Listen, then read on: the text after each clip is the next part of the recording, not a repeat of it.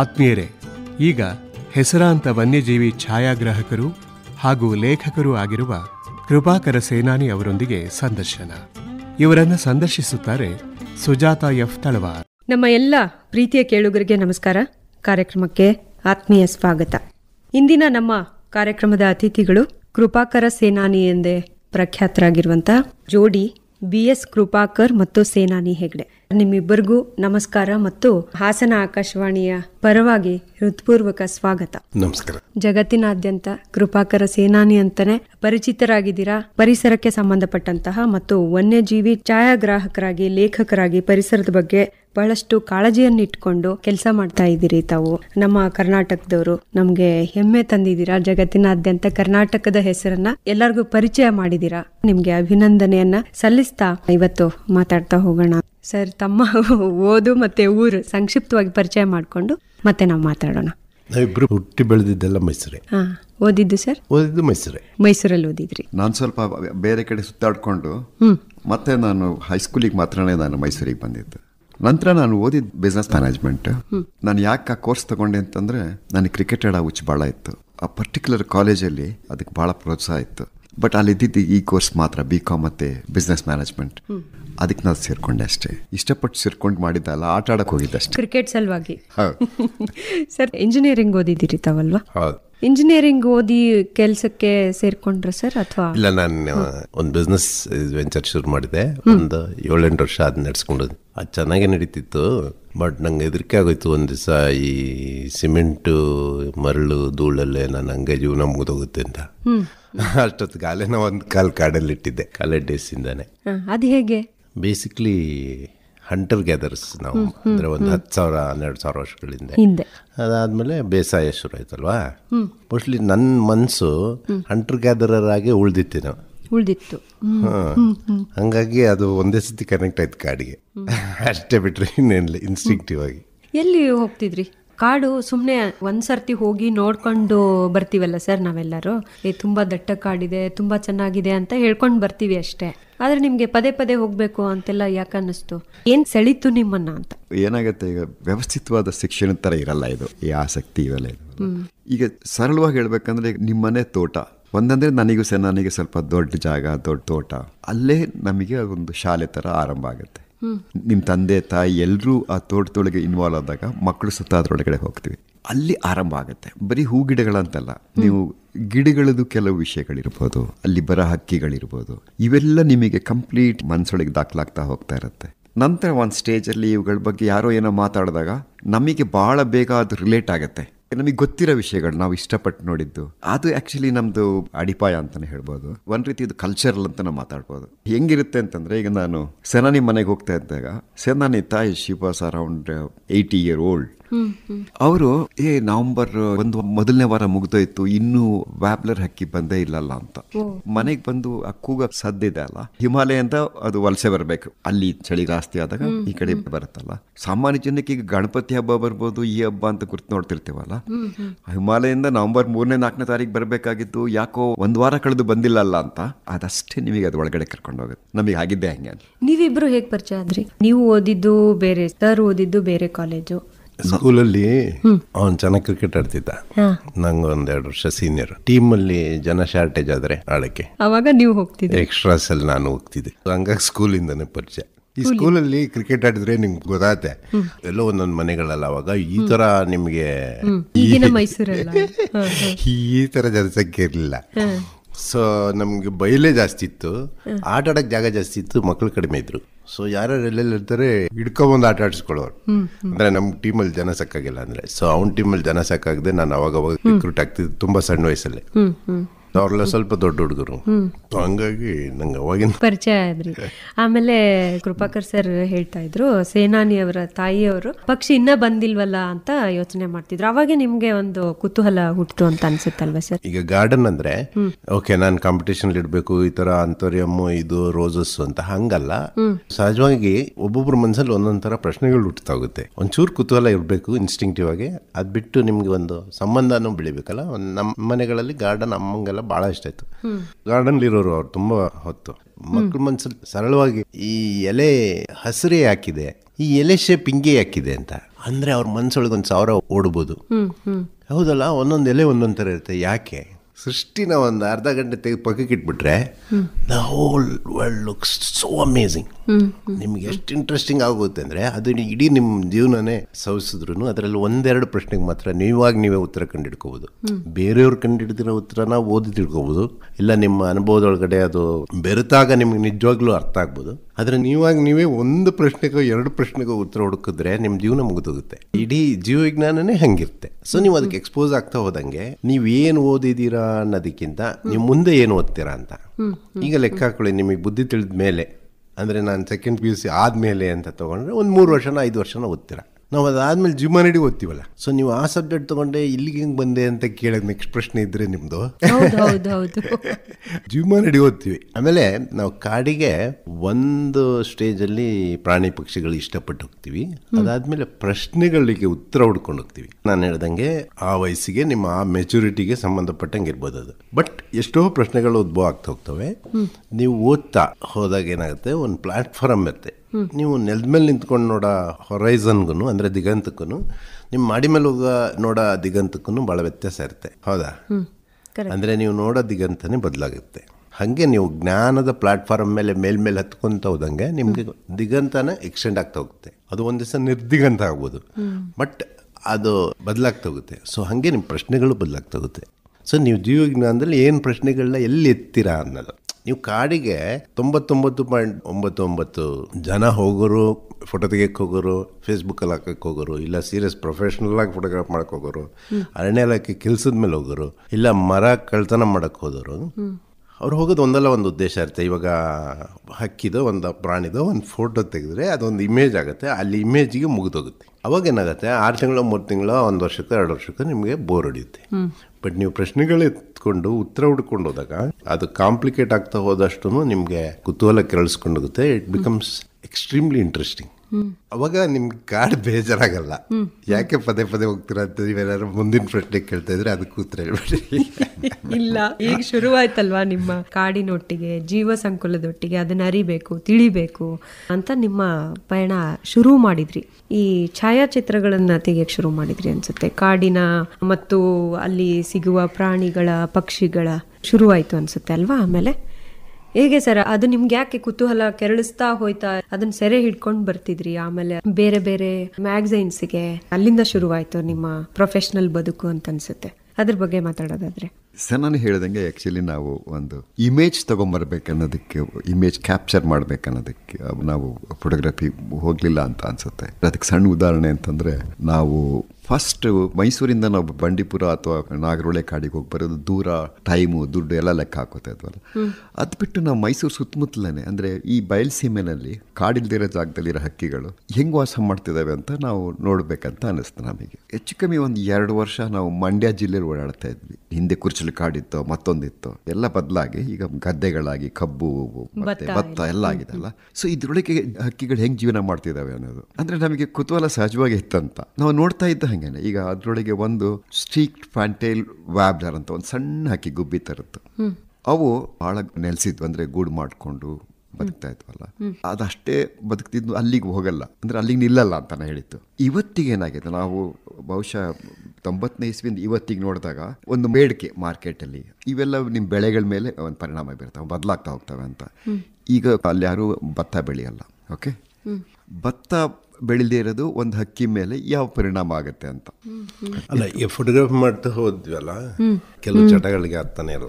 ನಾವು ಯಾವುದೇ ಒಂದು ಸ್ಪೀಸಿನ ಏನೋ ಒಂದು ಅರ್ಥ ಮಾಡ್ಕೊಳ್ತಾ ಹೋದಂಗೆ ಫೋಟೋಗ್ರಾಫ್ ಮಾಡೋದನ್ನು it became A part of it. Photograph ಮಾಡ್ಬೇಕಾದ್ರೆ ನಮ್ಮದ್ರಲ್ಲೆಲ್ಲ ಹೆಂಗಾಗೋದಂದ್ರೆ, ನಾವು ಚಿಕ್ಕ ಲೆನ್ಸು, ಒಂದು ಆರ್ಡಿನರಿ ಕ್ಯಾಮ್ರಾದಲ್ಲಿ ಶೂಟ್ ಮಾಡ್ತಿದ್ವಲ್ಲ, ಹೈಡ್ ಹಾಕ್ಕೊಂಡು ಬೆಳಗಿನ ಸಂಘದವರೆಗೂ ಒಂದು ಜಾಗದಲ್ಲಿ ಕೂತಿರ್ಬೇಕಾಗಿತ್ತು. ಅವಾಗ ಏನಾಗುತ್ತೆ ಅಂದರೆ ಅದು ವೇಸ್ಟ್ ಆಫ್ ಟೈಮ್ ಅಂತ ಹಳ್ಳಿಯವರೆಲ್ಲ ಬೈಯೋರು ನಮಗೆ, ಇವ್ರಿಗೆ ಸೋಮಾರಿಗಳು ಮಾಡೋಕ್ಕೆ ಕೆಲಸ ಅಲ್ಲ, ಅದಕ್ಕೆ ಬರ್ತಾರೆ ಅಂತ. ಬಟ್ ಅಷ್ಟೇ ಪ್ರೀತಿ ಮಾಡೋರು ಮಂಡ್ಯಲ್ಲಿ, ಸುಮಾರು ಹಳ್ಳಿ ಅಷ್ಟೇ ಪ್ರೀತಿ ಮಾಡೋರು, ದಿನ ಊಟ ಹಾಕೋರು. ನಮಗೆ ಒಂದು ಕಲಿಕೆಯ ಪ್ರೋಸೆಸ್ ನಡೀತಿತ್ತು.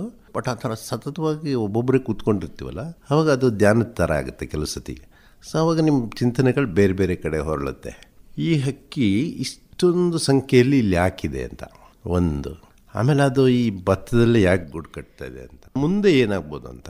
ಈಗ 6 ತಿಂಗಳು ಭತ್ತ ಇದ್ದಿದ್ದು ಆಲ್ಮೋಸ್ಟ್ 3.5-4 ತಿಂಗಳಿಗೆ ಬಂದಿದೆ ಬೆಳೆ. ಕೆಳಗಡೆ ಗದ್ದೆ ನೀರು ಕಟ್ಟಿರ್ತಾರಲ್ಲ, ಆ ನೀರಿಂದ ಆಚೆ ಬಂದು ಒಂದು 20 ದಿವಸ ಆದಮೇಲೆ ಗಿಡದ ಹೈಟು ನೀರಿಂದ ಆಚೆಗೆ 1 ಅಡಿ ಬಂದಮೇಲೆ ಅದು ಗೂಡು ಕಟ್ಟೋ ಪ್ರೊಸೆಸ್ ಶುರು ಮಾಡಬೇಕು. ಗೂಡು ಕಟ್ಟೋಕ್ಕೆ ಮುಂಚೆ ಸಂಗಾತಿ ಹುಡುಕಿ ಅದನ್ನ ಓಲೈಸಿ ಒಂದು ಟೆರಿಟರಿ ಮಾರ್ಕ್ ಮಾಡಿಕೊಂಡು ಅದಾದಮೇಲೆ ಮೇಟ್ ಮಾಡಿ ಅವು ಮೊಟ್ಟೆ ಮಾಡೋ ಟೈಮ್ ಕರೆಕ್ಟಾಗಿ ಗೂಡು ಕಟ್ಟಿ ಮುಗಿದು ಅಷ್ಟೊತ್ತಿಗೆ ಕರೆಕ್ಟಾಗಿ ಕೋಯಿನ್ಸೈಡ್ ಆಗಬೇಕು. ನೆಕ್ಸ್ಟ್ ಇನ್ನೊಂದು 2 ತಿಂಗಳೊಳಗೆ ಹಾರ್ವೆಸ್ಟಿಂಗ್ ಆಗುತ್ತೆ. ಅಷ್ಟರೊಳಗೆ ಮರಿ ಹಾರಿಸ್ಕೊಂಡು ಹೋಗ್ಬೇಕು. ಅದು ಒಂಚೂರು ಟೈಮಿಂಗ್ ಹೆಚ್ಚು ಕಡಿಮೆ ಆದರೆ ಮಧ್ಯದಲ್ಲಿ ಯಾವುದೋ ಒಂದು ಹದ್ದು ಬಂದು ಒಂದು ಫೀಮೇಲ್ನ ಹಿಡ್ಬಿಡುತ್ತೆ ಅಂದ್ಕೊಳ್ಳಿ. ಅದು ಮತ್ತೆ ಇನ್ನೊಂದು ಫೀಮೇಲ್ನ ಹುಡುಕಿ ಅದು ಅಷ್ಟೊತ್ತಿಗೆ ಮತ್ತೆ ಗೂಡು ಕಟ್ಟಿ ಮತ್ತೆ ಏರಿಯಾ ಎಸ್ಟಾಬ್ಲಿಷ್ ಮಾಡೋಷ್ಟೊತ್ತು ಲೇಟ್ ಆಗ್ಬಿಡುತ್ತೆ. ಭತ್ತ ಕುಯ್ಯೋ ಟೈಮ್ ಬಂದ್ಬಿಡುತ್ತೆ, ಮರಿ ದೊಡ್ಡದಾಗ್ಬಿಟ್ಟಿರ್ತವೆ, ಆದರೆ ಆ ಸಹಾಯಕವಾಗಿ ಗೂಡಲ್ಲಿ ಕೂತಿರ್ತವೆ. ಸೊ ಇದೆಲ್ಲ ಹತ್ತಿರ ನೋಡ್ಕೊಂಡು ಬಂದಂಗೆ it is a sort of adaptation. So ಮನುಷ್ಯ ಬೆಳೆಯ ಬೆಳೆಗೆ ಇವು ಅಡಾಪ್ಟ್ ಆಗಿದ್ದಾವೆ. ಅದ್ರ ಹಿನ್ನೆಲೆ ಏನಿರ್ಬೋದು ಅಂತ ಯೋಚನೆ ಮಾಡ್ಕೊಂಡಿದ್ರೆ ಅವು ಬಹುಶಃ ಬರೀ ಕಾವೇರಿ ನದಿಯ ಪಾತ್ರದ ಆ ಕಡೆ ಈ ಕಡೆ ಬೆಳೆಯ ಜೊಂಡಲ್ಲಿ ಮಾತ್ರ ಇದ್ದು, ಅದಾದಮೇಲೆ ನೀರಾವರಿ ಬಂದು ಗದ್ದೆಗಳು ವಿಸ್ತಾರ ಆಗ್ತಾ ಬಂದು ಇದೊಂದು ಹಕ್ಕಿಗೆ ಮಾತ್ರ ಅದು ಫೇವರಬಲ್ ಆಯಿತು. ಇನ್ನೆಷ್ಟೋ 10 ವೆರೈಟಿ ಹಕ್ಕಿಗಳಿಗೆ 10 ಸ್ಪೀಸೀಸ್ಗೆ ಅದು ಡಿಸಡ್ವಾಂಟೇಜ್ ಆಗಿ ಅವು ಅಲ್ಲಿಂದ ವ್ಯಾನಿಷ್ ಆಗ್ಬಿಟ್ಟಿರ್ಬೋದು. ಈಗ ಎಲ್ಲಿ ಕುರ್ಚಲ್ ಕಾಡು ಆರಿಡ್ ಏರಿಯಾ ಥರ ಇತ್ತು ಅವೆಲ್ಲ ಗದ್ದೆಗಳಾಗೋದು. ವರ್ಷದಲ್ಲಿ 4-5 ತಿಂಗಳು 6 ತಿಂಗಳು ಹೊಲಗಳಾಗಿದ್ದವು, ಇನ್ನು 6 ತಿಂಗಳು ಬರೇ ಬಯಲು ಹುಲ್ಲುಗಾವಲುಗಳಾಗಿದ್ದವು. ಈಗ ಗದ್ದೆಗಳಾಗಿ ಪರಿವರ್ತನೆ ಆದವಲ್ಲ, ಅದ್ರ ಜೊತೆನೆ ಎಷ್ಟೋ ಸ್ಪೀಸೀಸ್ಗಳು ವ್ಯಾನಿಷ್ ಆಗ್ಬಿಟ್ಟಿರುತ್ತೆ. ಅದು ನಮ್ಮ ಗಮನಕ್ಕೆ ಬಂದಿರಲ್ಲ, ಯಾಕೆಂದರೆ ನಾವು ಕ್ಲೀನಾಗಿ ಅಲ್ಲಿ ಅಬ್ಸರ್ವ್ ಮಾಡಿರಲ್ಲ. ಬಟ್ ಇದು ಮಾತ್ರ ಥ್ರೈವ್ ಆಯಿತು. ಯಾಕೆಂದರೆ ಒಂದು ಹ್ಯೂಮನ್ ಹ್ಯಾಬಿಟೇಟಿಗೆ ಅದು ಅಡ್ಜಸ್ಟ್ ಆಯಿತು. ಒಂದು ಹ್ಯೂಮನ್ ಕಲ್ಚರಲ್ ಚೇಂಜ್ಗೆ ಅದು ಅಡಾಪ್ಟ್ ಆಗಿ ಸರ್ವೈವ್ ಆಗಿ ಥ್ರೈವ್ ಆಯಿತು. ಬಟ್ ಈಗ ನೆಕ್ಸ್ಟ್ ಸ್ಟೇಜ್ ಏನಾಗ್ತಾ ಇದೆ ಅಂದರೆ ಭತ್ತದ ಡ್ಯೂರೇಷನ್ ಕಡಿಮೆ ಆಗ್ತಾ ಇದೆ. 6 ತಿಂಗಳು 7 ತಿಂಗಳು ಇದ್ದಿದ್ದು ಭತ್ತ ಈಗ 3.5-4 ತಿಂಗಳಿಗೆ ಬಂದಿದೆ. ಈಗ ಕಂಟಿನ್ಯೂಸ್ ಆಗಿ ಲ್ಯಾಬಲ್ಲಿ ಎಕ್ಸ್ಪೆರಿಮೆಂಟ್ಸ್ ನಡೀತಾನೆ ಇದೆ. ಸಕ್ಸಸ್ ಇನ್ನು ಬಂದ ಕಡೆಯಲ್ಲಿ ತಂದು ಅದು 3 ತಿಂಗಳಿಗೆ ಇಟ್ಟರೆ ಈ ಹಕ್ಕಿ ಮತ್ತೆ ತಿರ್ಗಾ ವ್ಯಾನಿಷ್ ಆಗುತ್ತೆ ಅಲ್ಲಿಂದ. ಯಾವುದು ಮನುಷ್ಯನ ಹ್ಯಾಬಿಟೇಟಿಗೆ ಅಡ್ವಾಂಟೇಜ್ ತಗೊಂಡು ಥ್ರೈವ್ ಆಯಿತು, ಈ ಥರದ ಪ್ರಶ್ನೆಗಳು ಉತ್ತರಗಳು ಬರ್ತಾನೆ ಇರುತ್ತೆ. ಸೊ ಅದನ್ನ ಹುಡ್ಕೊಂಡು ಹೋಗೋದು ಕಲ್ತೀವಿ ನಾವು. ಒಂದು ಫೋಟೋಗ್ರಫಿಕ್ ಇಮೇಜು ಅಂತ ಇರ್ತಲ್ಲ, ಆ ಇಮೇಜ್ ದಾಟಿ ಇವೆಲ್ಲ ವೈಜ್ಞಾನಿಕ ಕಥೆಗಳಿರ್ಬೋದು, ಹೊಸ ಪ್ರಶ್ನೆಗಳು ಉತ್ತರಗಳು ಹುಡ್ತಾ ಬೆಳೀತಾ ಹೋಗ್ತಾ. ಅದಕ್ಕೆ ಕಾಡಿಗೆ ಹೋಗ್ಬೇಕಂತಿಲ್ಲ, ನಿಮ್ಮನೆ ಗಾರ್ಡನಲ್ಲೂ ಬೆಳಿಬೋದು. ಅದೇ ಥರ ಮೈಸೂರ ಸುತ್ತಮುತ್ತಲೇ ಫೋಟೋಗ್ರಾಫ್ ಮಾಡ್ತಾ ಇದ್ವಿ ಎಷ್ಟೋ ವರ್ಷ. ನಮ್ಗಿದು ಜೀವವಿಜ್ಞಾನದ ಮೊದಲ ಪಾಠಗಳು ನಾವು ಅಲ್ಲೇ ಕಲ್ತಿದ್ದು. ಆಮೇಲೆ ಅದು ಬೇರೆ ಬೇರೆ ಕಡೆ ವ್ಯಾಪ್ಸುತ್ತೆ ನಿಮ್ಮ ಓಡಾಟ, ಈ ಕಾಡಿನೊಟ್ಟಿಗಿನ ನಿಮ್ಮ ಬಾಂಧವ್ಯ. ಯಾಕಂದ್ರೆ ಸರ್, ಈಗ ಜೀವಜಾಲ ಅನ್ನುವಂತ ಪುಸ್ತಕದಲ್ಲಿ ನಿಮ್ಮ ಲೇಖನ ಕೂಡ ಇದೆ. ಅದರಲ್ಲಿ ಬರುವಂತಹ ತಮಿಳುನಾಡಿನ ಒಂದು ದಟ್ಟ ಕಾಡಿನ ಬಗ್ಗೆ, ವಾಲ್ಪರೈ ಅಭಿವೃದ್ಧಿ ತಂದ ದುರಂತ ಅಂತ. ಸರ್, ಆ ವಾಲ್ಪರೈ ಬಗ್ಗೆ ಒಂದಷ್ಟು ಮಾತಾಡಬಹುದಾ? ಯಾಕಂದ್ರೆ ನಾವು ಅಲ್ಲಿದ್ದು ಮಾತಾಡಿದ್ರೆ ನಮ್ಮ ಸುತ್ತಮುತ್ತಲೂ ಎಷ್ಟೊಂದು ಅಭಿವೃದ್ಧಿ ಚಟುವಟಿಕೆಗಳಿಗೆ, ಪರಿಸರ, ಕಾಡು ಎಲ್ಲ ನಾಶ ಆಗ್ತಿದೆ. ನಮ್ಮ ಹಾಸನ ಜಿಲ್ಲೆಗೆ ಸಂಬಂಧಪಟ್ಟಂಗೆ ಕಾಡಾನೆ ದಾಳಿ, ಚಿರತೆ ದಾಳಿ ನಾವು ಆಗಾಗ ಕೇಳ್ತೀವಿ. ಈ ವಾಲ್ಪರೈ ಅನ್ನೋ ಒಂದು ಕತೆ ಇದೆ ಅಲ್ಲ, ಕತೆ ಅಲ್ಲ, ಅದು ಒಂದು ನಿಜವಾದ ಸ್ಟೋರಿ. ಅದು ಅಲ್ಲಿ ನಾವು ಏನಂದ್ರೆ ಮನುಷ್ಯ ಯಾವಾಗ್ಲೂ ಒಂದ್ ರೀತಿ ಅನ್ವೇಷಣೆ ಮಾಡ್ಕೊಂಡು ಹೋಗ್ತಾ ಇರ್ತಾನೆ, ಹೊಸ ಹುಡುಕ್ತಾ ಇರ್ತಾನೆ, ಹೊಸ ಪ್ರಯೋಗಗಳು ಮಾಡ್ತಾನೆ ಇರ್ತಾನಲ್ಲ. ಇದು ನಿಮಗೆ ಚರಿತ್ರೆಯಲ್ಲೇ ಇದೆ. ಸೊ ವಾಲ್ಪರೈದು ಒಂದಂದ್ರೆ, ಈಗ ನಾವು ಬೇರೆ ಬೇರೆ ದೇಶದಲ್ಲಿ ಎಲ್ಲೆಲ್ಲೋ ಆಗಿದ್ದ ಕತೆಗಳು ಓದ್ತಾ ಇದ್ವಲ್ಲ ಈ ತರದ್ದು. ಉದಾಹರಣೆಗೆ ಡೋಡೋ ಹಕ್ಕಿ ಇರ್ಬೋದು, ಮತ್ತೊಂದಿರ್ಬೋದು. ಇದು ನಮ್ಮ ಹತ್ರನೇ ಆಗಿದ್ದನ್ನ ಕತೆ ಹೇಳಿದ್ರೆ ಜನಕ್ಕೆ ಬೆಟರ್ ಆಗ್ಬೋದು ಅಂತ ನಾವು ಅದನ್ನ ಬರ್ತಿದ್ದಷ್ಟೇ. ಆಕ್ಚುಲಿ ಅದು ನಿಜವಾಗಿ ಈಗಲೂ ಅದು ಜೀವಂತವಾಗಿರೋ ವಿಷಯನೇ ಅದು. ಅಲ್ಲಿ ಒಂದು ನೋಡಿ, ಯುರೋಪಿಯನ್ಸ್ ಒಂದು ನಾವು ಅವ್ರ ಹತ್ರ ಮೆಚ್ಚಬೇಕಾಗಿತ್ತಂದ್ರೆ ನನಗೆ ಇಷ್ಟ ಆಗುತ್ತೆ. ಯಾಕಂದ್ರೆ ಒಂದು ಪರ್ಯಟನೆ ಮಾಡೋದು, ಹುಡ್ಕಾಡೋದು ಇದೆಲ್ಲ, ಆಮೇಲೆ ಸ್ವಲ್ಪ ರಿಸ್ಕ್ ತಗೊಂಡು ಏನೇನೋ ಮಾಡೋದಿದಲ್ಲ ಇಡೀ ಅವರು, ಅದು ನನಗೆ ಖುಷಿ ಆಗುತ್ತೆ. ಬಟ್ ಇನ್ನೊಂದು ದಿಕ್ಕಲ್ಲಿ ಅವ್ರು ಈ ಉದ್ದೇಶದಲ್ಲಿ ಹೋಗ್ತಾರಲ್ಲ, ಅದಕ್ಕೆ ವಾಲ್ಪರೈ ಒಂದು ಕಾಡು ಹೋಗ್ಬಿಡುತ್ತೆ. ಅವನು ಬಹಳ ಇನೋವೇಟಿವ್ ಆಗಿ ಎಲ್ಲೋ ಹೋಗ್ತಾನೆ, ಸುತ್ಕೊಂಡು ಹೋಗ್ತಾನೆ. ಒಬ್ಬ ಬ್ರಿಟಿಷ್ ಅಧಿಕಾರಿ ಹೋಗಿ ಅಲ್ಲಿ ಒಂದ್ಸಲ ಅನ್ಸುತ್ತಾನೆ, ಓಕೆ ನಾನಿಲ್ಲಿ ಟೀ ಹಾಕಿದ್ರೆ ಹೆಂಗಿರ್ಬೋದು ಅಂತ. ಟೀ ಗಿಡಗಳು ಚಿಗುರ್ತಾ ಇದ್ದಂಗೆನೆ ಅವನಿಗೆ ಇಡೀ ಆ ಲ್ಯಾಂಡ್ಸ್ಕೇಪೇ ಅಂದ್ರೆ ಗುಡ್ಡಗಳಿದಾವಲ್ಲ, ಅದ್ಭುತವಾದ ಗುಡ್ಡಗಳು, ಅಷ್ಟರಲ್ಲೂ ಟೀ ಹಾಕ್ಬೋದು ಅಂತ ಆಗುತ್ತೆ ಲೇಟಾಗಿ. ಸೊ ಈಗೇನಾಗಿದೆ ಅಂತ, ಇಡೀ ಏರಿಯಾನೇ ನೀವು ಸುಮ್ಮನೆ ಟೀ ಪ್ಲಾಂಟೇಶನ್ ಗ್ರೀನ್ ಆಗಿದೆ, ಅದಕ್ಕೆ ಯಾವುದೇ ವೇರಿಯೇಷನ್ ಇಲ್ಲ, ಒಂದು ಹೊದಿಕೆ ಆಗ್ದಂಗಿದೆ. ಅಲ್ಲಿ ಏನಾಗಿದೆ, ಫಸ್ಟ್ ಟೀ ಬಂದಿದ್ದು ಸಕ್ಸಸ್ ಸ್ಟೋರಿ. ಯಾಕಂದ್ರೆ ಗೌರ್ಮೆಂಟ್ ಅದಕ್ಕೆ ಎಂಕರೇಜ್ ಮಾಡುತ್ತೆ, ಯಾಕಂದ್ರೆ ನಮ್ಗೆ ಎಂಪ್ಲಾಯ್ಮೆಂಟ್ ಜನರೇಟ್ ಮಾಡುತ್ತೆ, ಒಂದು ರೆವೆನ್ಯೂ ಎಂಪ್ಲಾಯ್ಮೆಂಟ್ ಅಲ್ಲ, ಬ್ರಿಟಿಷ್ ಟೈಮ್ ಅಲ್ಲ, ಅವ್ರಿಗೆ ವಾಪಸ್ ಟೀ ಬೇಕಿತ್ತು ಅಲ್ಲಿಗೆ. They wanted to generate more and more tea wherever possible. ಇವಾಗ ಹೋಗಿ ನೋಡಿದ್ರೆ ನಿಮ್ಗೆ ಆಕ್ಚುಲಿ ನೀವು ವಿಲ್ ಬಿ ವೆರಿ ಇಂಪ್ರೆಸ್ಡ್, ನಿಮ್ಗೆ ಬಹಳ ಇಷ್ಟ ಆಗುತ್ತೆ. ಏನ್ ಸಮುದ್ರದಂಗಿದೆಯಲ್ಲಪ್ಪ ಅಂತ. ಆದರೆ ನೀವು ಒಂದು ಸ್ವಲ್ಪ ಒಳನೋಟ ಇದ್ದರೆ ಆ್ಯಕ್ಚುಲಿ ಇಡೀ ಆ ಗುಡ್ಡಗಳದ್ದು ವಾಟರ್ ಹೋಲ್ಡಿಂಗ್ ಕೆಪಾಸಿಟಿನೇ ಸಾಯಿಸುತ್ತೆ ಅದು. ಅವೆಲ್ಲ ಗ್ರಾಸ್ಲ್ಯಾಂಡ್ಸ್ ಇತ್ತು ಮೊದಲು, ಗ್ರಾಸ್ಲ್ಯಾಂಡ್ಸ್ ಶೋಲಾಸ್ ಇತ್ತು.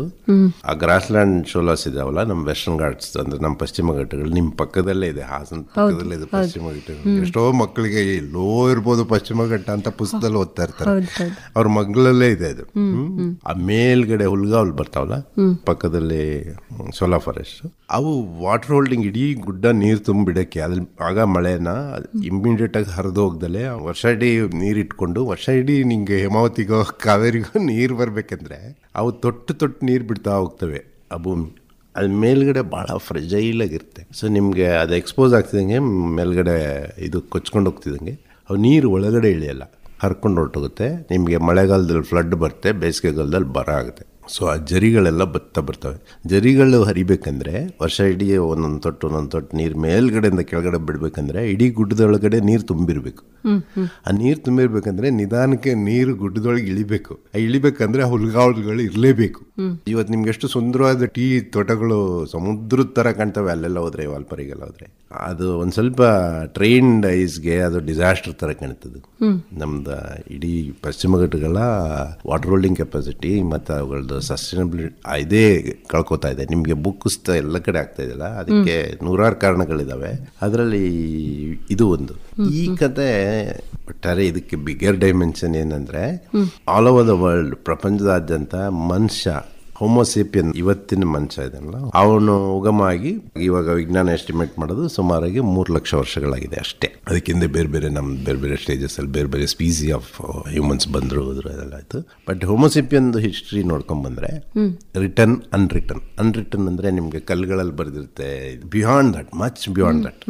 ಸೊ ಹಿಂದಕ್ಕೆ ಹೋದಂಗೆ ನಿಮ್ಗೆ ಶಿಲಾಯುಗಕ್ಕೆ ಹೋದ್ರೆ ಅಲ್ಲಿಗೆ ಆಯುಧದ ರೂಪ ಪಡೆದಿರುತ್ತೆ. ಅದರಿಂದ ಹಿಂದಕ್ಕೆ ಹೋದ್ರೆ ಅವನು ಇನ್ನೆಲ್ಲೋ ಗುಹೆಯಲ್ಲಿ ಇರ್ತಾನೆ, ಅಲ್ಲಿ ಗುಹೆಯಲ್ಲಿ ಏನೋ ಒಂದು ಚಿತ್ರ ಬಿಡಿಸಿರ್ತಾನೆ. ಅದಾದ್ಮೇಲೆ ಎಲ್ಲೋ ಒಂದು ಸತಿ ವ್ಯಾಲ್ಕನ್ ಎರಪ್ಟ್ ಆಗಿರುತ್ತೆ, ಅಲ್ಲಿ ಯಾವುದೋ ಒಂದು ಹೆಜ್ಜೆ ಸಿಗುತ್ತೆ. ಹಾಗೆ ನೀವು ಮನುಷ್ಯನ ಹಿಸ್ಟ್ರಿ ಕಟ್ಕೋತಾ ಹೋದ್ರೆ ಮನುಷ್ಯ ಬಹುಶಃ 65-70 ಸಾವಿರ ವರ್ಷಗಳಿಂದ ಆಫ್ರಿಕಾದಿಂದ ಆಚೆ ವಲಸೆ ಹೋಗಿ ಅವನು ಎಲ್ಲಿ ಕಾಲಿಟ್ಕೊಂಡು ಹೋದ ಅಲ್ಲೆಲ್ಲ ನೀವು ಇವಾಗ ಟ್ರೇಸ್ ಮಾಡ್ಕೊಂಡು ಹೋದ್ರೆ ಬೇರೆ ಪ್ರಾಣಿಗಳು ಯಾವ್ಯಾವುದು ವಿನಾಶದ ಅಂಚಿಗೆ ತಲುಪ್ತು, ವಿನಾಶ ಬಂತು.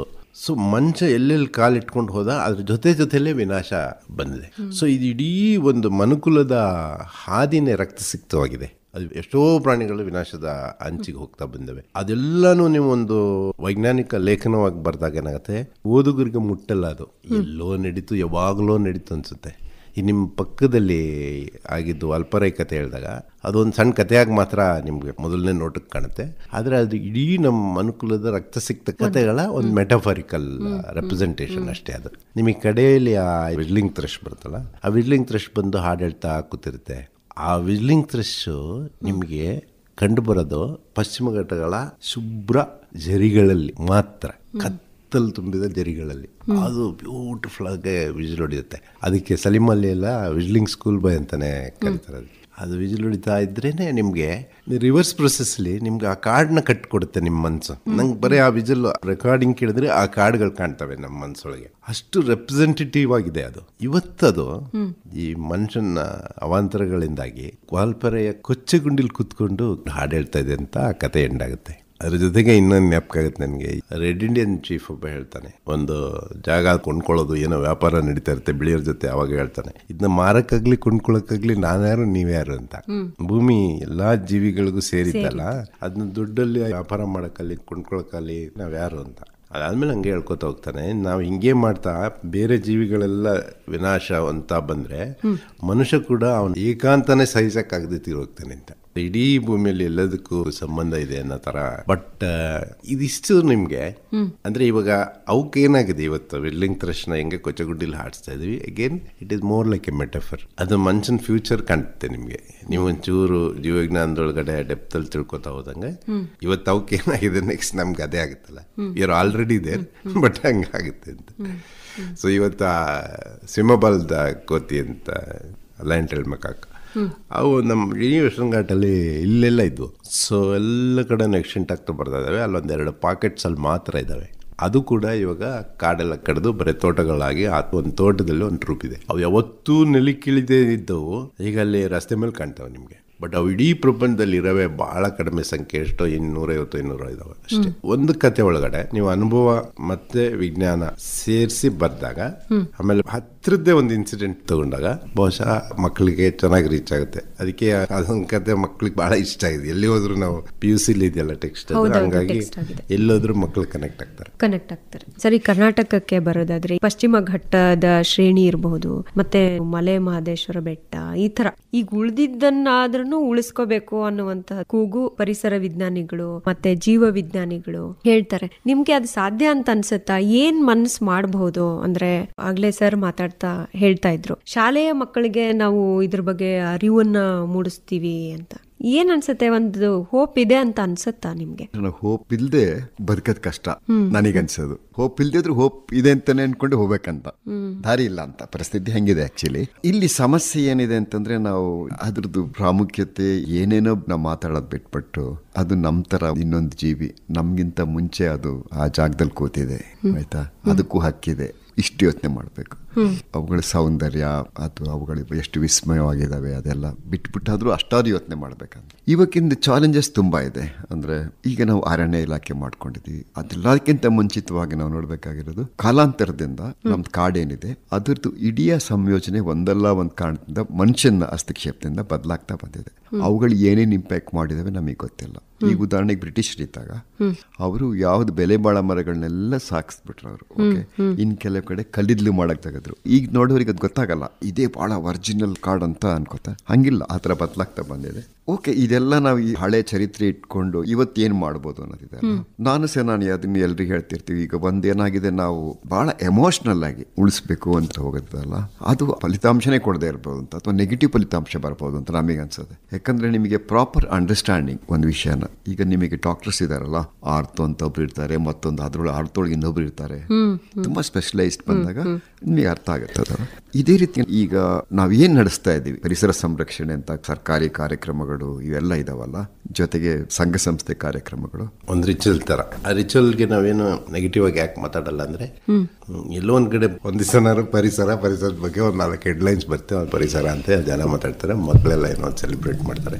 ಸೊ ಅಷ್ಟಾರು ಆಗ್ಲಿ ಅಂತ ಫಸ್ಟ್ ಹೆಸರು ಹೇಳಂಗಲ್ಲಿ ಅಂತ. ಯಾಕೆಂದ್ರೆ ಈಗ ಒಂದು 30-40 ವರ್ಷದಿಂದ ಪರಿಸರದ ಬಗ್ಗೆ ಯಾರು ಏನಾದ್ರು ಮಾತಾಡಿದ್ರೆ, ಇವರು ಹೊಟ್ಟೆ ತುಂಬಿದವರು, ಇವ್ರಿಗೆ ಹಸುವಿನ ಜ್ಞಾನ ಇಲ್ಲ, ಕಷ್ಟ ನೋಡಿಲ್ಲ, ಇವರು ಶೋಕಿಗೆ ಅಂತ ಮಾತಾಡ್ತಾರೆ ಅಂತ. ಅದಾಗ ಒಂದು 8-10 ವರ್ಷಕ್ಕೆ ಅವೆಲ್ಲ ಸ್ವಲ್ಪ ಬದಲಾಯ್ತು. ಅಂದ್ರೆ ಇವಾಗ ಫಸ್ಟ್ ವಿಜ್ಞಾನಿಗಳು they'll be seeing much ahead. Usually throughout human history ನಿಮಗೆ ವಿಜ್ಞಾನ ಒಂದು ಸಾಮಾನ್ಯ ಜ್ಞಾನ ಮತ್ತು ಸಾಮಾನ್ಯ ಮನುಷ್ಯಂಗಿಂತ ಒಂದು 50 ವರ್ಷ ಮುಂದಿರುತ್ತೆ. ಸೊ ಹಾಗಾಗಿ ಅವತ್ತಿನ ಸಮಾಜಕ್ಕೆ ಆ ವಿಜ್ಞಾನ ಅರ್ಥ ಆಗಿರಲ್ಲ. It is always true. ನಿಮ್ಗೆ ಥ್ರೂ ಔಟ್ ದ ಹಿಸ್ಟ್ರಿ ನೋಡ್ಕೊಂಡ್ಬಂದ್ರೆ ಹಂಗೆ ಇರುತ್ತೆ. ಸೊ ಅದಕ್ಕೆ ನಿಮ್ಗೆ ಗೆಲಿಲಿಯೋನ ಜೈಲ್ಗೆ ಹಾಕ್ತಾರೆ, ಬ್ರೂನೋನ ಸುಟ್ಟಾಕ್ತಾರೆ, ಆ ತರ.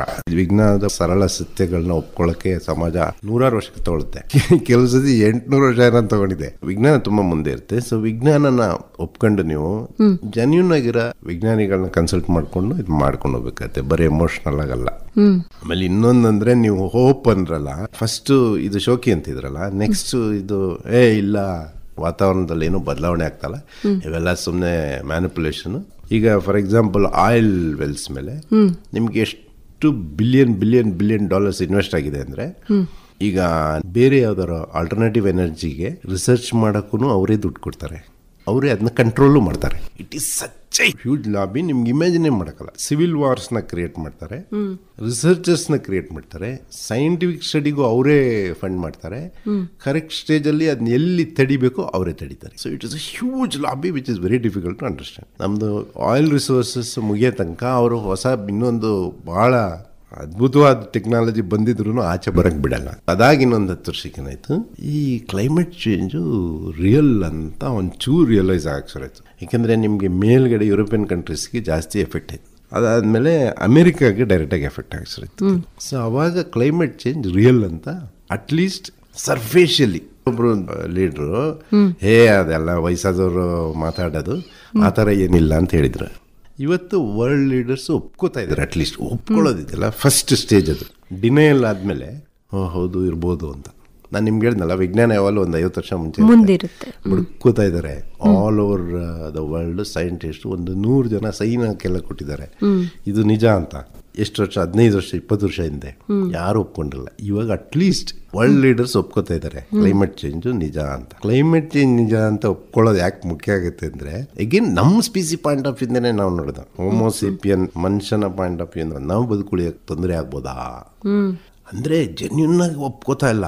ಸರ್ಫೇಷಲಿ ನಿಮ್ಗೆ ಅದು ಕಣ್ಣಿಗೆ ಹೊಡಿತಾ ಇದೆ. ಈಗ ವಿಜ್ಞಾನಿಗಳು 15-20 ವರ್ಷ 30 ವರ್ಷದಿಂದ ಹೇಳ್ಕೊಂಡ್ ಬಂದಿದ್ದು ಇವಾಗ ಕಣ್ಣಿಗೆ ಹೊಡಿತಾ ಇದೆ. ಸೊ ಇರ್ಬೋದಾ ಅಂತ ಯೋಚನೆ ಮಾಡ್ತಾ ಇದ್ದಾರೆ. ಸೊ ಹೋಪ್ ಎಲ್ಲಿ ಬರುತ್ತೆ ಅಂತ ಹೇಳಿದ್ನಲ್ಲ, ಈಗ 30 ವರ್ಷದಲ್ಲಿ ಆದ ಬದಲಾವಣೆಗಳು ನಾವು ನೋಡಿದೀವಲ್ಲ ಪರಿಸರದ ಬಗ್ಗೆ, ಇನ್ನ ರಿಯಾಲಿಟಿಗೆ ಬಂದಿಲ್ಲ, ಬಟ್ ಸ್ಟಿಲ್ ಒಪ್ಕೊಳ್ಳೋಕೆ ಹತ್ತತ್ರ ಬರ್ತಾ ಇದೆ. ಸೊ ಈ ಇನ್ನೊಂದು ಹೊಡೆತ ಬಿದ್ದರೆ ಸರಿಯಾದ್ದು. ನಿಮಗೆ ಪ್ರಕೃತಿಯಲ್ಲಿ ಆದ ಬದಲಾವಣೆಗಳಿಂದ ಹೊಡೆತ ಬೀಳ್ತಲ್ಲ, ಅದು ನಿಮ್ಗೆ ಇಮ್ಯಾಜಿನೇ ಮಾಡೋಕ್ಕಲ್ಲ. ಅದು ಸಿಂಪ್ಟಮ್ ತೋರಿಸ್ತಾ ಇರುತ್ತೆ. ಆ ಸಿಂಪ್ಟಮ್ ರೀಡ್ ಮಾಡೋಕ್ಕೆ ತುಂಬ ನಾಲೆಡ್ಜ್ ಬೇಕಾಗುತ್ತೆ. ಆ ನಾಲೆಡ್ಜ್ ಇಲ್ಲದೆ ಇದ್ದಾಗ ಈ ಸಿಂಪ್ಟಮ್ ಹಿಂಗೆ ಅಂತ ಯಾರು ವಿಜ್ಞಾನಿಗಳು ಹೇಳಿದ್ರೆ ನಾವು ಒಪ್ಕೊಳ್ಳೋಕ್ಕೆ ರೆಡಿ ಇರಲ್ಲ.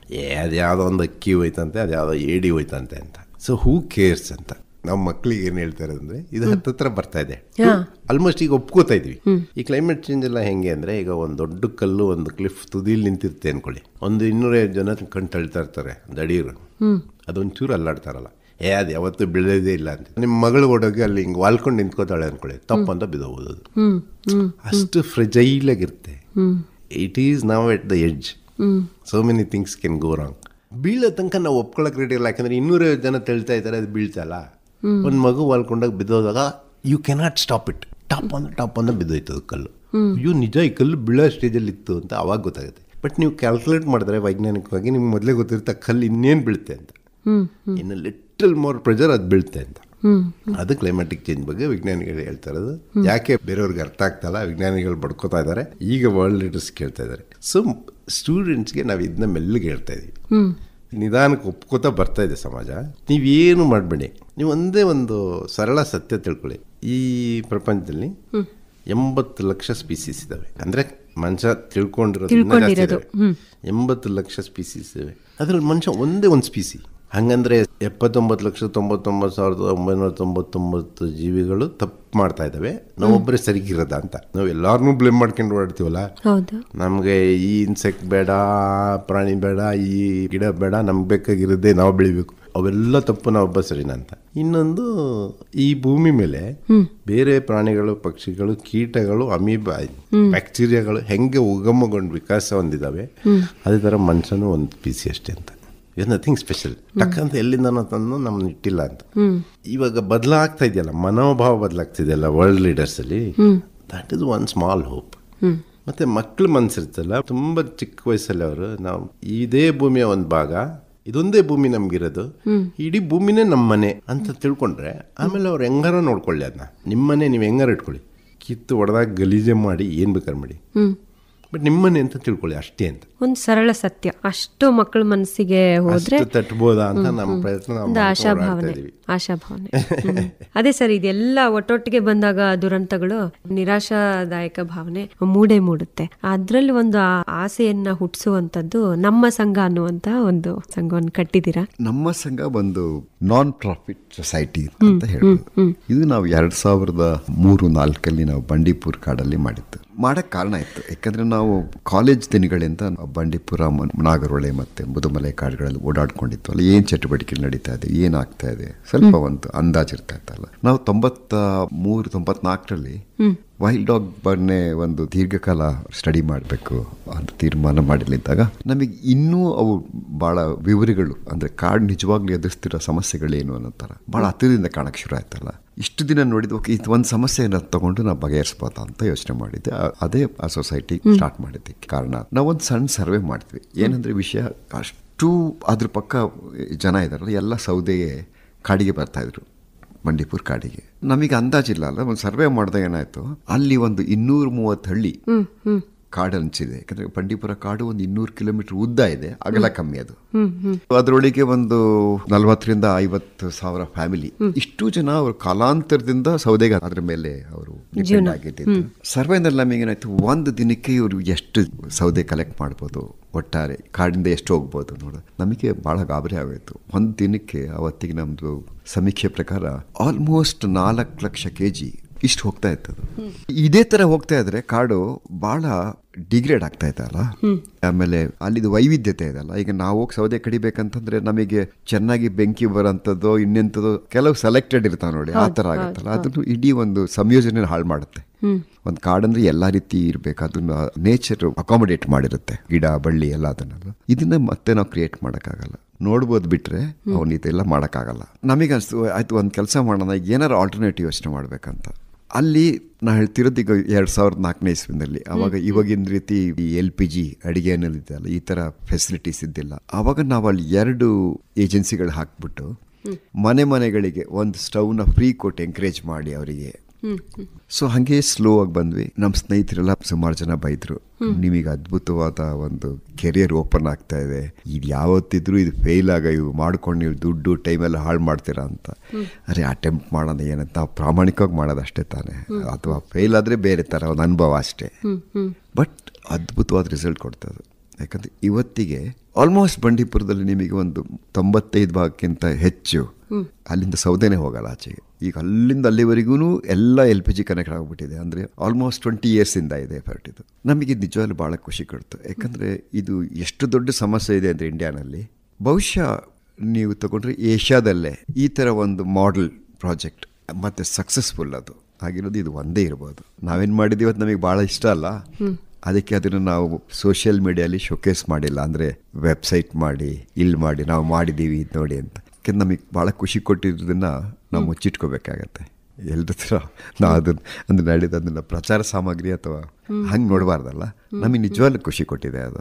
ಇದು ಮಾಡಿರೋದಂದ್ರೆ ನಾವು ಅದಕ್ಕೆ ಪರ್ಮನೆಂಟ್ ಸೊಲ್ಯೂಷನ್ ಕೊಟ್ಟಿದ್ದೀವಿ ಅಂತ ನಾವು ಅನ್ಕೊಂಡಿಲ್ಲ. ಕಾಡಿಗೆ ನಾವು ತಾತ್ಕಾಲಿಕವಾಗಿ ಇದನ್ನ ಸ್ವಲ್ಪ ಅದ್ರದ್ದು ಒತ್ತಡ ಕಮ್ಮಿ ಮಾಡೋದು, ಮುಂದೆ ಏನಾದ್ರು ಬದಲಾವಣೆಗಳು ಬಂದು ಜನ ತಿಳುವಳಿಕಸ್ತರಾಗಿ ಬುದ್ಧಿವಂತರಾಗಿ ಅದು ಉಳಿಸ್ಕೋಬೇಕು ಅನ್ನೋದು ಬಂದ್ರೆ ಅದನ್ನ ನಾವು ಮುಂದೂಡಿದೀವಿ ಅಂತ 40 ವರ್ಷ ಟೈಮ್ ಕೊಡ್ತಾ ಇದೀವಿ ಅವರಿಗೆ ಅಂತ ಅಷ್ಟೇ. ಅದಾದ್ರೆ ಆಗ್ಲಿನ ಒಂದು ಆಶ್ವಾಸನೆ ಅಷ್ಟೇ, ಅದು ಬೇರೆ ಏನಿಲ್ಲ. ಜೊತೆಗೆ ನಾವು ಅದರ ಮೇಲ್ಗಡೆ ಏನ್ ಮಾಡಿದೀವಿ, ಅದೇ ಏರಿಯಾನಲ್ಲಿ ಈಗ ಆ ಹಳ್ಳಿಗಳಲ್ಲಿ ಬಹಳ ಬಡ ಮಕ್ಕಳು ಇದಾರಲ್ಲ, ಅವ್ರ ಎಜುಕೇಶನ್ ಸ್ಪಾನ್ಸರ್ ಮಾಡ್ತೀವಿ ನಾವು ಅಲ್ಲಿ ಎಲ್ರಿಗೂ. ಹೆಚ್ಚಾಗಿ 90% ಹುಡುಗಿರಿಗೆ ಮಾಡ್ತೀವಿ. ಯಾಕಂದ್ರೆ ಹುಡುಗಿರು ಸ್ವಲ್ಪ ನಮಗೆ ಹೆಚ್ಚು ರೆಸ್ಪಾನ್ಸಿಬಲ್ ತರ ಕಾಣ್ತಾರೆ. ಎರಡನೇದು ನಮ್ದು ಸಕ್ಸಸ್ ರೇಟ್ ಇದೆ ಅಲ್ಲ, ಅದ್ಭುತವಾಗಿದೆ. ಅಥವಾ ಒಂದು ಕುಟುಂಬದಲ್ಲಿ ಒಂದು ಹುಡುಗಿ ವಿದ್ಯಾಭ್ಯಾಸ ಮೇಲ್ಗಡೆ ಹೊರಗೆ ಹೋಗಿ ಒಂದು ಸ್ಟೇಜ್ ಒಂದು ಯಾವುದೋ ಹಂತದಲ್ಲಿ ನಿಲ್ಲೋದಿದೆಯಲ್ಲ, ಅದು ಸತ ಕ್ರಮೇಣ ಬದಲಾವಣೆ ತರಬಹುದು ಆ ಮನೆಗಳಲ್ಲಿ ಅಂತ. ಇಡೀ ಅವರ ಬದುಕು ಶೈಲಿ ಮತ್ತೆ whole understanding of the society ಇಲ್ಲಿ ಕೆಲಸ ಮಾಡ್ಬೋದು ಅನ್ನೋದು ಒಂದಿದೆ. ಸೊ ಹಾಗಾಗಿ ನಮ್ಮ ಸಂಘ ನಮಗೆ ಬಹಳ ಖುಷಿ ಕೊಟ್ಟಿರೋದು ಆಕ್ಚುಲಿ. ಕಾಡಿನ ಹತ್ತಿರದಲ್ಲಿ ಇರುವಂತಹ ಊರುಗಳ ಜನ, ಈಗ ನಮ್ಮ ಸಂಘ ಒಂದ್ ಕಡೆಗೆ ಮಾತ್ರ ಮಾಡಿದಿರಿ ಅಂತ ಅನ್ಸುತ್ತೆ, ಅಂದ್ರೆ ಆ ಪ್ರದೇಶಕ್ಕೆ ಮಾತ್ರ ಸೀಮಿತ ಆಗಿದೆ ಅಂತ ಅನ್ಸುತ್ತೆ.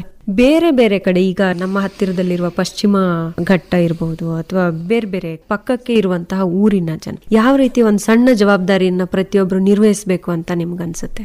ಅಂದ್ರೆ ಜೀವ ವೈವಿಧ್ಯ ನಮ್ಮಿಂದ ಅದಕ್ಕೆ ತೊಂದರೆ ಆಗ್ಬಾರ್ದು, ನಾವು ಉಳಿಸೋದಲ್ಲ, ಅದಕ್ಕೆ ತೊಂದರೆ ಕೊಡದಂಗೆ ಹೇಗಿರ್ಬಹುದು? ನನಗನ್ಸೋದು ಅದಕ್ಕೆ ಒಂದು ನಿಜವಾದ ಜ್ಞಾನ ಅಥವಾ ನಿಜವಾದ ವಿದ್ಯಾಭ್ಯಾಸ ಮತ್ತೆ ನೈತಿಕತೆ ಇಷ್ಟು ಸೇರಿದಾಗ ಬಹುಶಃ ನೀವು ಯೋಚನೆ ಮಾಡಿರೋ ಥರ ಒಂದು ಕೆಲಸ ಆಗ್ಬೋದು ಅಂತಂದ್ರೆ ಆ ಒಂದು ಕಾಳಜಿ ಬರಬೇಕಲ್ಲ.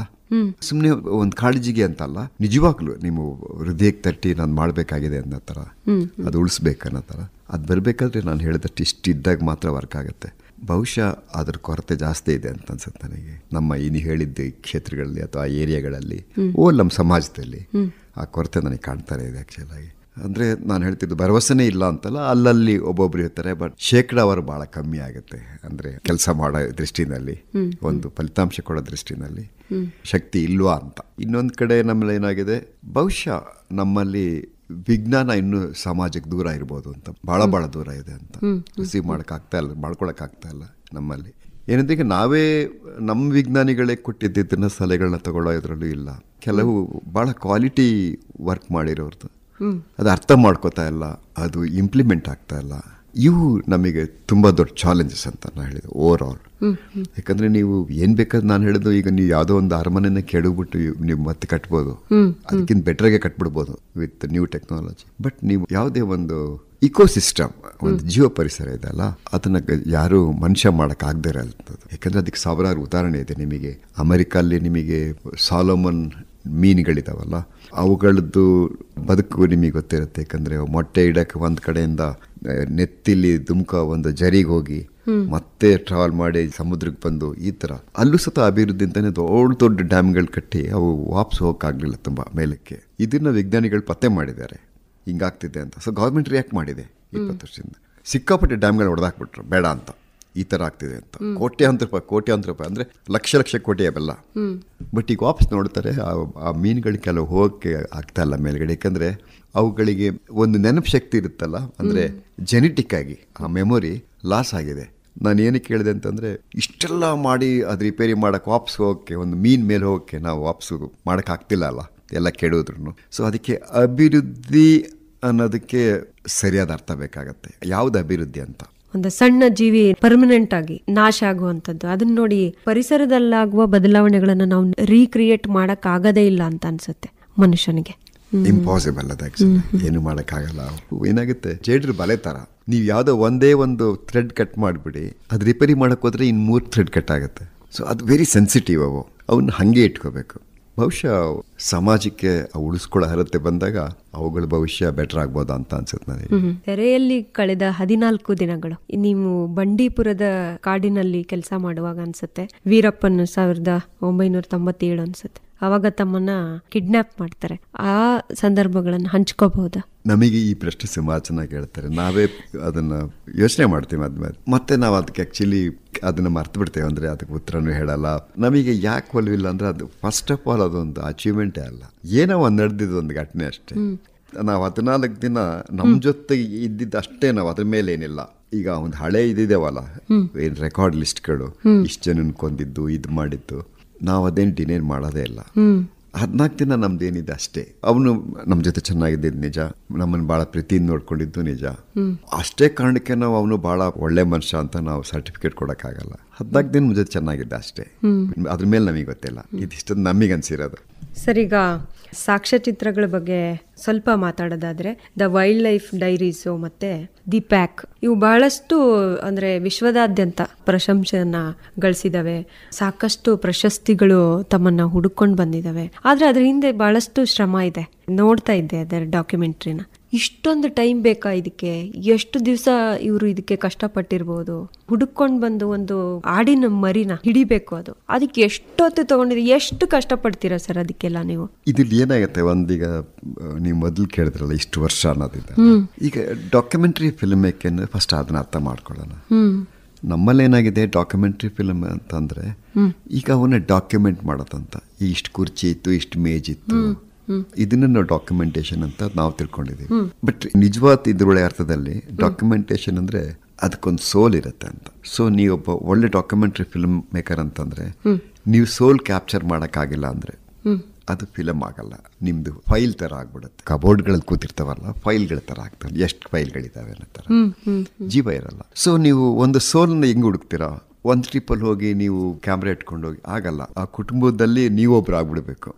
ಆ ಕುಟುಂಬದಲ್ಲಿ ಯಾರ್ಯಾರು ಏನ್ ಮಾಡ್ತಿದ್ದಾರೆ, ನಿಮ್ ಹೋಲ್ ಫ್ಯಾಮಿಲಿ ತರ ಆದಾಗ ನಿಮಗೆ ಕತೆಗಳು ಓಪನ್ ಆಗ್ತಾ ಹೋಗುತ್ತೆ. ಪ್ಲಸ್ ಸುಮ್ಮನೆ ಅಸಂಪ್ಷನ್ಸ್ ಆಗಲ್ಲ, ವಿಜ್ಞಾನ ಒಪ್ಕೋಬೇಕಾಗತ್ತೆ. ನಾವು ಹೇಳೋದನ್ನ ಅಥವಾ ನಾವು ಕಾಣೋದನ್ನ ಇವನ್ನ ಸೇರಿ ಇಟ್ಕೊಂಡು ಇವನ್ನ ಯಾವ ರೀತಿ ನಾವು ಶೂಟ್ ಮಾಡೋದ್ರಿಂದ ಹಿಡಿದು ಸ್ಕ್ರಿಪ್ಟ್ ರೈಟಿಂಗ್ ಇರ್ಬೋದು, ಸ್ಟೋರಿ ರೈಟಿಂಗ್ ಇಂದ ಹಿಡಿದು ಕಡೆವರೆಗೂ ಇಡೀ ಹಾಕ್ಬೇಕಾಗತ್ತೆ. ಈಗ ಪೀಸ್ ವರ್ಕ್ ತರ ಎಲೆಕ್ಟ್ರಿಕಲ್ ವರ್ಕ್ ಅವ್ನು ಇವನು ಬರ್ತಾನೆ, ಇವ್ ಹಂಗಾಗಲ್ಲ. ಇದ್ರೊಳಗೆ ಇಡೀ ನೀವೇ ಮಾಡೋಂಥದ್ದಾದಾಗ ಅದಕ್ಕೊಂದು ಸ್ಪರ್ಶ ಇರುತ್ತೆ, ಜೀವ ಇರುತ್ತಲ್ಲ.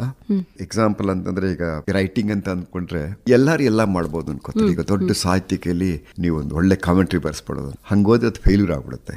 ಗೊತ್ತಾಯ್ತಲ್ಲ. ಕಾಮೆಂಟ್ರಿ ರೈಟಿಂಗೇ ಬೇರೆ ಇರುತ್ತೆ, ಪೊಯಿಟ್ರಿ ರೈಟಿಂಗೇ ಬೇರೆ, ಮತ್ತೆ ನೀವು ಟೆಕ್ನಿಕಲ್ ರೈಟಿಂಗ್ ಬೇರೆ. ಸೊ ಹಾಗಾಗಿ ಇಲ್ಲಿ ಕಾಮೆಂಟ್ರಿ ರೈಟಿಂಗ್ ಇದಲ್ಲ, ಅದನ್ನ ಕಲ್ತ್ಕೊಂಡಿದ್ದೆ ಒಂದು ಎಷ್ಟು ದೊಡ್ಡ ಸಾಹಸ ಅಂತ ಅನ್ಬೋದು ಅನ್ಸುತ್ತೆ. ನಾವು ಈ ಹೊರಗಡೆಯವ್ರ ಜೊತೆ ವರ್ಕ್ ಮಾಡ್ತಾ ಇದ್ವಲ್ಲ, ಸೂಸಾನ್ ವೆಸ್ ಅಂತ BBC ಬಹಳ ದೊಡ್ಡ ಹೆಸರು ಅವರು, ಆಟನ್ಬರ್ಗೆಲ್ಲ ಅವರೇ ಬರಿತಾ ಇದ್ದವರು. ಸೊ ಅವ್ರ ಜೊತೆ ಎಲ್ಲ ನಾವು ವರ್ಕ್ ಮಾಡ್ಕೊಂಡಿದ್ವಲ್ಲ, ಒರೇ ಟೈಮ್ ಇನ್ಯಾರೊಬ್ಬ ಆಸ್ಟ್ರೇಲಿಯನ್ನು ಅವ್ರೆಲ್ಲ ಭಾಳ ಹಳಬರು ಅದ್ರ ಬಗ್ಗೆ ತಿಳ್ಕೊಂಡಿರೋರಲ್ಲ. ನಮಗೆ ಆವಾಗ ಗೊತ್ತಾಗಿದ್ದು, ಓಹೋ ಇದು ರೈಟಿಂಗ್ ಅಂದರೆ ನೀವು ಸುಮ್ಮನೆ ಅಲಂಕಾರಿಕ ಭಾಷೆಯಿಂದ ಬರೆಯೋದು ಅಥವಾ ನಿಮಗೆ ಭಾಷೆ ಬರುತ್ತೆ ಅಂತ ಏನೂ ಬರೆಯೋದಲ್ಲ ಅಂತ. ಅದಕ್ಕೊಂದು ಸೋಲ್ ಬೇಕಂತ. ಸೊ ಒಂದು ಫಿಲ್ಮ್ ಒಳ್ಳೆ ಫಿಲ್ಮ್ ಆಗಬೇಕಂದ್ರೆ ಇದೆಲ್ಲ ಒಂದು ವೆರಿ ಬಿಗ್ ಎಕ್ಸಸೈಸ್ ಅದು. ಸೊ ಅದು ಬಿಟ್ಟು ನಮ್ದು ಫಿಲ್ಮ್ಗಳು ಮಾಡ್ತೀವಲ್ಲ, ಫಿಲ್ಮ್ಗಳು ಮಾಡಿದಾಗ ಏನಾಗುತ್ತೆ, ನೀವು 15 ವರ್ಷ ಅಂತಂದ್ರಲ್ಲ, ಫೈನ್. ನಮಗೆ ಫಿಲ್ಮ್ ಅದೆಲ್ಲ ಮಾಡಿದಾಗ ನಮಗೆ ಅವಾರ್ಡ್ ಅಷ್ಟೇ ನಮಗೆ ನೆನಪಲ್ಲಿ ಉಳಿಯಲ್ಲ, ಅದು ಭಾಳ ಕಮ್ಮಿ ಆಗುತ್ತೆ. ಹೋಲ್ ಜರ್ನಿ ಇದೆಯಲ್ಲ, ಅನುಭವಗಳು, ಅವು ನಮ್ಮನ್ನು ಸದಾ ಖುಷಿಯಾಗಿಡಂಥ ಒಂದು ಹೋಲ್ ಪ್ರಯಾಣ. ಅದು ಅದರಲ್ಲಿ ನಾವು ನಿಜವಾಗ್ಲೂ ಭಾಳ ಸಕ್ಸಸ್ಫುಲ್ ಅಂತ. ಓಕೆ, ನಾವು ಹೇಳ್ತಿರ್ತೀವಿ ಆ್ಯಕ್ಚುಲಿ ನಾವು ವೆರಿ ರಿಚ್ ಅಂತ, ನಾವಿಬ್ರು ಭಾಳ ಶ್ರೀಮಂತ ಎಲ್ರಿಗೆ ಅಂತ. ಯಾಕಂದರೆ ನಾವು ತೀರಾ ಮುದುಕರಾಗ್ಬಿಟ್ಟು ಎಲ್ಲೂ ಓಡಾಡೋಕ್ಕಾಗಿಲ್ಲ ಅಂದಾಗ್ಲೂ ನಮಗೆ ಜನನೂ ಬೇಕಾಗಲ್ಲ, ನಮ್ಮದು ಹಳೆ ನೆನಪುಗಳು ಮತ್ತು ಅನುಭವಗಳ ಜೊತೆ ಮಾತಾಡ್ಕೊಂಡಿರ್ಬೋದು ಅಂತ. ವಿ ಆರ್ ರಿಚ್ ಅಂತ. ಸೊ ಅದೇ ನಾ ಏನಕ್ಕೆ ಹೇಳಿದೆ ಅಂತಂದರೆ, ಈಗ ನೀವು ಸುಮ್ಮನೆ ಒಂದು ಕ್ಯಾಮ್ರಾ ಇಟ್ಕೊಂಡು ಹೋಗಿ ಬಂದಾಗ ಅದು ನಿಮಗೇನು ಇರಲ್ಲ ಅಂತ. ಅದರಲ್ಲಿ ಹೋಗಿ ಬಂದು ಅಂತ ನೀವು ನಿಮ್ಮ ಸಂಬಂಧಿಕರಿಗೋ ಸ್ನೇಹಿತರಿಗೋ ಅಥವಾ ಫೇಸ್ಬುಕ್ಕಲ್ಲಿ ಹಾಕೊಳ್ಳೋದು ಬಿಟ್ಟರೆ ಬಿಯಾಂಡ್ ದಟ್ ಏನಿರಲ್ಲ ಅಂತ.